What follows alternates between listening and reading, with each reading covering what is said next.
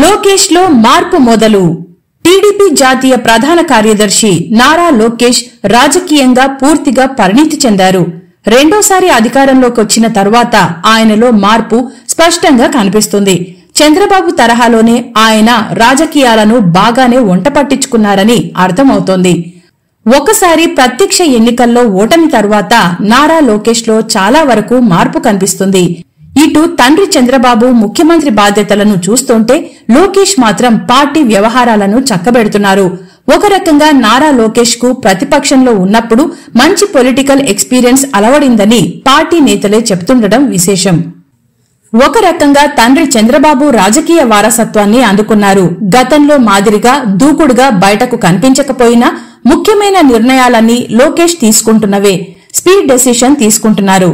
ఒక రకంగా చంద్రబాబు కేవలం ముఖ్యమంత్రి అయితే నారా లోకేష్ ఈ దఫా మాత్రం అన్ని రకాలుగా అంతా తానే అయ్యి వ్యవహరిస్తున్నారు. ఇటు పార్టీ విషయాల్లోనూ ప్రభుత్వ నిర్ణయాల్లోనూ నారా లోకేష్ ప్రమేయం ఉండనిదే ఏదీ జరగదంటున్నారు. ప్రతి శాఖపైన ఆయన ముద్ర ఉంటుంది. ఐఏఎస్, ఐపీఎస్ అధికారులు సైతం లోకేష్ నిర్ణయాలను అమలు చేస్తున్నారు. మరోవైపు కార్యకర్తలకు పార్టీ అండగా నిలుస్తుందన్న సంకేతాలను బలంగా పంపుతున్నారు. తానున్నానని భరోసా ఇస్తున్నారు. నారా లోకేష్ రెడ్డి సామాజిక వర్గం నేతలను జగన్ కు దూరం చేసే ప్రయత్నంలో ఉన్నారు. ఇతర పార్టీలకు చెందిన రెడ్డి సామాజిక వర్గం నేతలతో లోకేష్ టచ్ లోకి వెళ్లి వారి సమస్యలపై స్వయంగా చర్చిస్తున్నట్లు సమాచారం.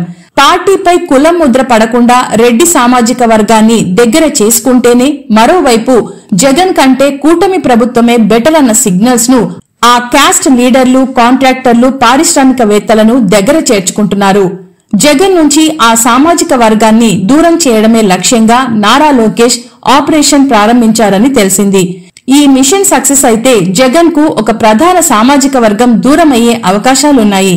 ఇటు రెడ్డి, అటు పవన్ తో కాపులు దగ్గరైతే తమకు తిరుగుండదన్న భావనలో ఉన్నారు. ఇక పార్టీలోనూ యువ రక్తానికి చోటు కల్పించాలన్నది ఆయన ఉద్దేశంగా ఉంది.